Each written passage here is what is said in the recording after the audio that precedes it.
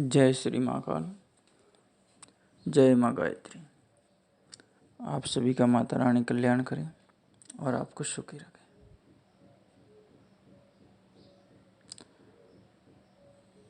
इस वीडियो में बात करते हैं एक भूतनी, जिसको प्रेतनी भी कहते हैं, भूत प्रेत। तो भूतनी प्रेतनी की साधना के बारे में बात करते हैं। उससे पहले आपसे निवेदन करते हैं कि आप चैनल को सब्सक्राइब ज़रूर कीजिएगा। बात करते हैं भूतनी की। तो ये साधना आपको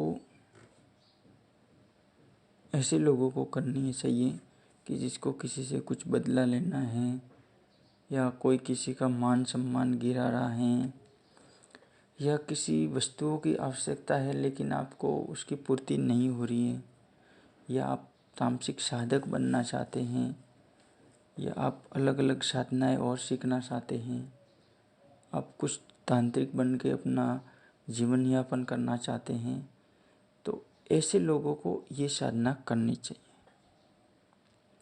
इससे क्या होता है, ये देवी होती है वो अलग अलग और भी तरीके के मंत्र है और भी शक्तियों के बारे में जानकारी देती हैं।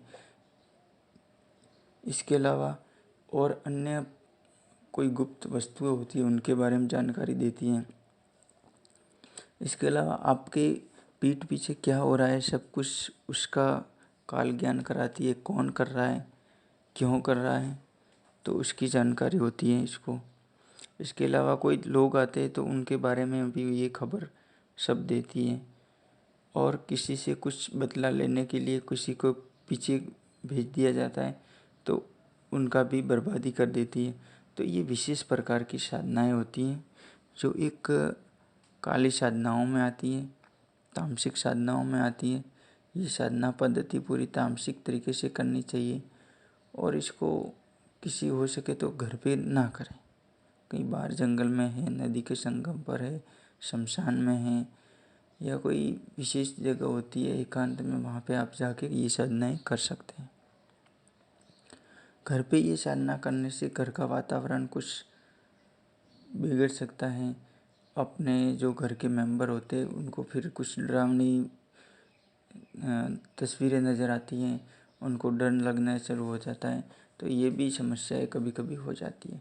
लेकिन अगर आपके घर के ऊपर कोई छत पर ऐसा कोई कमरा है कि जहाँ पे जाना आना जाना केवल आपका ही होता है विशेष, तो वहाँ पे भी ये साधना कर सकते हैं अगर बाहर कहीं व्यवस्था नहीं होती है तो।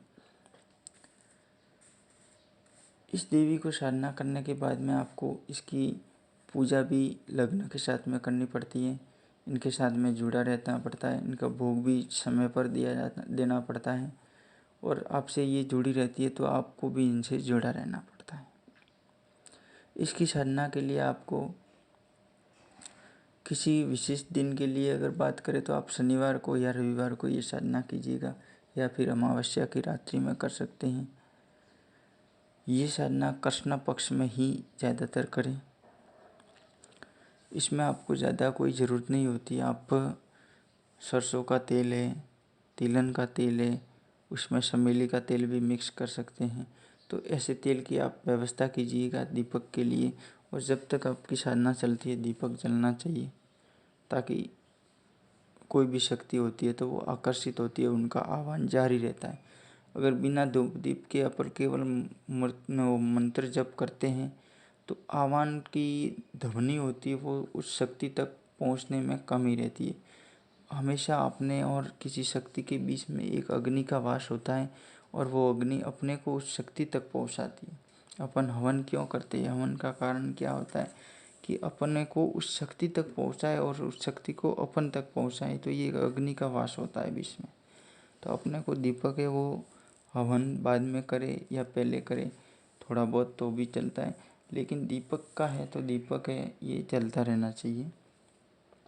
इसके अलावा धूप दीप की बात करें तो आप गूगल धूप कर सकते हैं, अगरबत्ती सुगंधित है वो कर सकते हैं।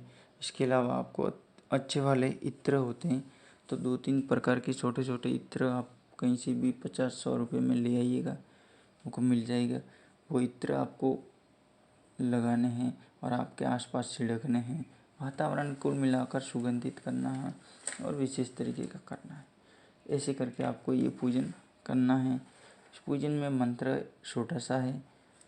आपको ये साधना करने के 3 दिन के अंदर अंदर इसका सफलता की और आपको ले जाएगी और 3 दिन में ही इनका अनुभव हो जाएगा। हो सकता है पहले दिन नहीं तो दूसरे तीसरे दिन इसका अनुभव होता है और आपको डराने की भी कोशिश करेगी, आपको धमकाने की भी कोशिश करेगी।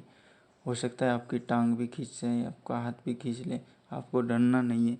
ये शक्ति केवल परीक्षाएं लेती है, बुरा कुछ नहीं करती है। साधक का कभी कोई देवी है, कोई भी शक्ति है, वो कभी कोई बुरा नहीं करती है, चाहे तामसिक हो या सात्विक हो। केवल वो अपने को उस रास्ते से भटकाने के लिए, विचलन करने के लिए कुछ हलचल करती है, बाकी कुछ नहीं करती है। तो इस बात का ध्यान रखना है, अपने को डरना नहीं है। आपको एक ही मन में रखना है कि डरना नहीं है और आपको सीधे वो कुछ भी करती है तो आपको हंसते हंसते मंत्र जप की ओर ही जारी रहना है। केवल हंसना है, हंसते रहना है, मन को खुश रखना है, डरना नहीं है। अगर आप डर गए तो फिर वो शक्ति और डराने की कोशिश करेंगी, लेकिन आप जैसे ही हंसते रहेंगे तो वो शक्ति आपके प्रति आकर्षित होती है। चाहे कोई भी शक्ति हो, मन में खुशी लेके ये साधनाएँ करनी चाहिए। तो इस तरीके से ये साधना करनी है। इस तरीके से बहुत सी साधना के फायदे होते हैं जो साधना करने के बाद आपको खुद को अनुभव हो जाएगा।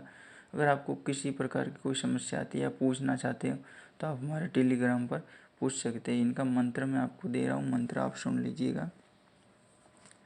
ओम ह्रीम सेठी सिंदूरिणी हुम ह्रीम स्वाहा। दोबारा सुनिएगा। ओम ह्रीम सेठी सिंदूरिणी हुम ह्रीम स्वाहा। ये मंत्र है। इस मंत्र से आपको साधना करनी है। अब जप की बात करें तो जप आपको ये साधना आपको 7 से 14 दिन तक करनी है। 3 दिन में इनका अनुभव तो हो जाएगा, 7 दिन में सिद्धि भी हो सकती है। अगर आपको कमी लगती है तो आप 14 दिन तक कीजिएगा आगे बढ़ा के। इस साधना में आपको रोज़ की 27 माला जप करना है। ठीक है, 27। अगर आपको हो सके तो 27 पहले दिन 27 करते, दूसरे दिन 28 कीजिए, तीसरे दिन 29 कर दिए। इसे करते करते 41 तक आप कर सकते हैं, नहीं तो 27 मिनिमम करनी है। ये इनका मंत्र था, ये विधि थी। आप इस तरीके से कीजिएगा, इसमें आपको सफलता मिलेगी। जय श्री महाकाल, जय माँ गायत्री।